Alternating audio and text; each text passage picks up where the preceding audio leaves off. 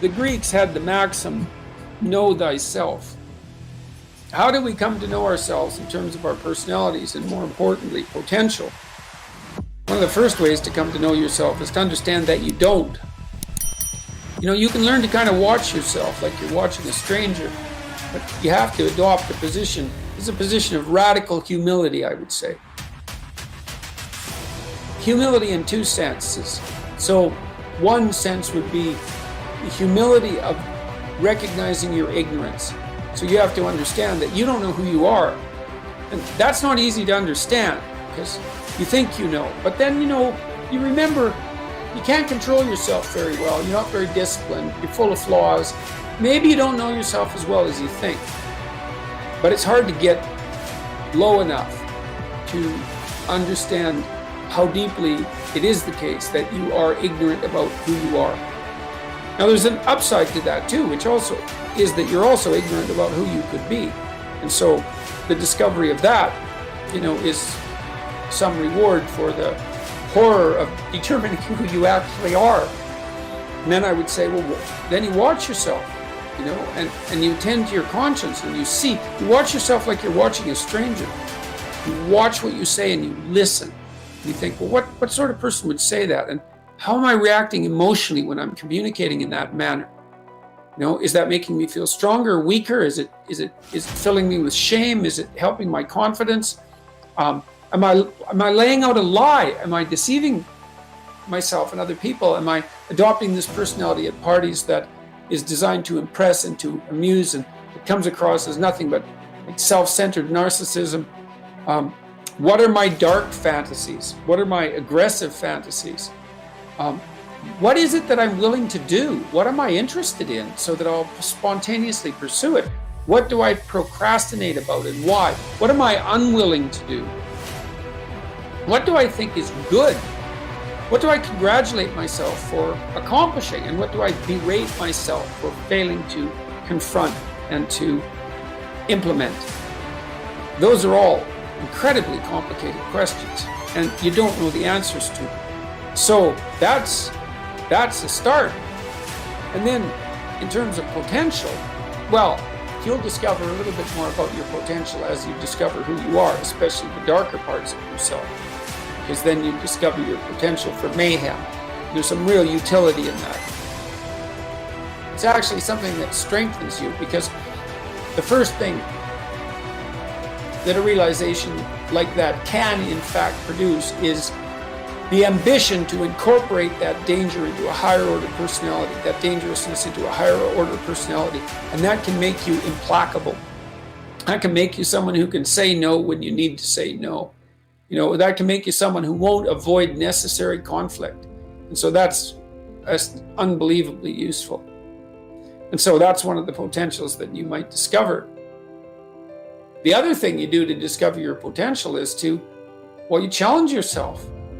It's like rule 4 in my book, 12 Rules for Life, is compare yourself to who you were yesterday and not to who someone else is today. And that's kind of a good way to start this. It's like, well, take a bit of a look at yourself and think about what's not so good that you could improve, that you should improve by your own standards, and that you would improve, and set yourself a little goal. Maybe you're not studying at all at your university, or maybe you're at work and you've got this stack of paper there, and you haven't looked at that damn stack for like a month, and you know that you should be, and you're bothering yourself at night because you're avoiding that. It's like, maybe you think, well, I've avoided that stack of paper completely for 1 month. I'm quite a coward when it comes to whatever snakes might be hidden in that stack of paper. How about tomorrow I just put that stack of paper in front of me on my desk, and I glance through it for 15 seconds. See if I can do that. It's like, well, you set yourself a goal of improvement. It's a humble goal, because really, are you such a coward that the best that you can bloody well manage after a month of avoidance is 15 seconds of exposure to a stack of paper? It could easily be. You've been avoiding it, so you're obviously afraid of it, and so the situation could be that dismal and dire.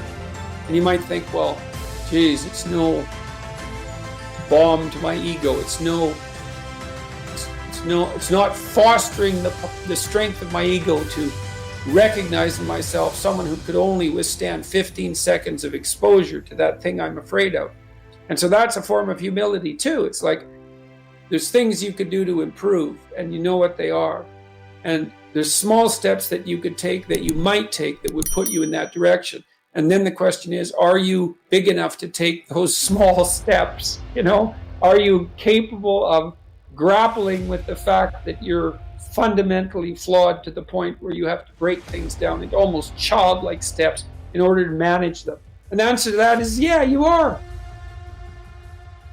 People vary in the degree to which they've conquered that. And you do meet people from time to time who are extraordinarily disciplined. But most of the time they've got disciplined in exactly this manner. It's through slow incremental improvement. And then you challenge yourself. It's like, well, could I do this? That would be better. And you find out. And then you think, well, is there something slightly larger and more challenging that I could do that would be better? And you try it and you find out. And as you try it and you find out, generally you get better at it and you can take on larger and larger challenges. You take responsibility for yourself. That's part of standing up straight with your shoulders back. It's like, take on the world, man, but only at the level that you can manage. When you're ignorant and biased and deeply flawed and immature, it's where everyone starts. You don't want to bite off more than you can chew, but it doesn't mean that you can't wrestle with part of reality. Some part that's small enough so that you have a good shot at victory. And then you attain victory over some small part of the chaos. And then you're the person who's victorious over chaos. You're just a beginner, but that's who you are.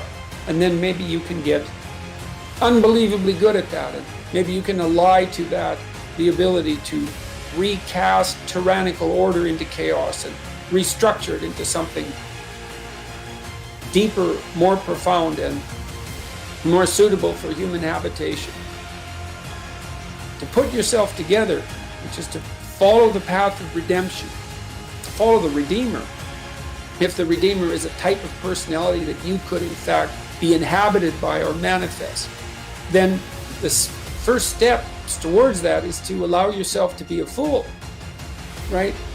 It's because you don't know what you're doing. You have to admit that. And there's going to be a loss of ego or destruction of ego, arrogant ego that necessarily accompanies that. But you need the loss of that arrogant ego because it's precisely what's interfering with your movement forward. It's part of the adversarial process, mythologically speaking, that stops moral progress. You're too proud of who you think you are to notice what you're like so that you could change properly. You don't want to sacrifice that part of yourself. It's probably associated with some delusion that helps you maintain a positive, although very fragile self-image, in the absence of genuine effort. It's not to be recommended. So, you know yourself by watching and paying attention. It's watching like you're a snake. Because a snake watches like cold-bloodedly, with no emotional reaction, just to see what's there. It doesn't allow, symbolically speaking, doesn't allow what is wanted or desired to interfere with what is observed. So you watch yourself like that, as if you don't know who you are. Well, that's the beginning. And then you challenge yourself continually to see how far past yesterday you can push today and tomorrow, and to continually experiment with expanding the domains not only of your competence but of your ability to increase that competence. And it's not obvious to me. The upper limit to that is proportional to the moral effort that you put into it. The more that's guided by the highest of all possible visions, right? The alliance with the highest of all possible conceivable good.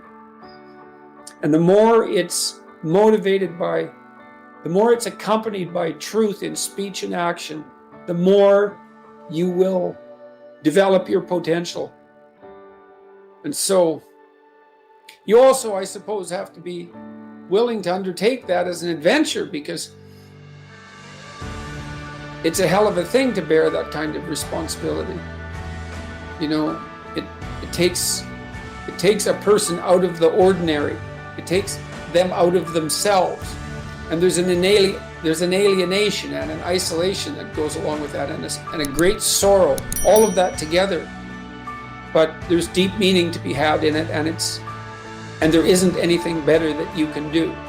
So that's the answer to that question.